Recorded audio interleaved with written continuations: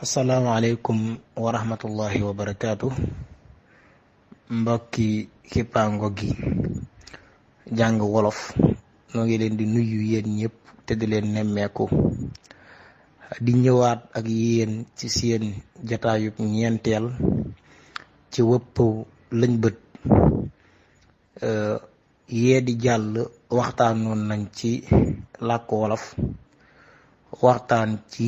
xeetu wolof, saxal seenug yàgg, dàq mboolem lépp luy jéem a wax ne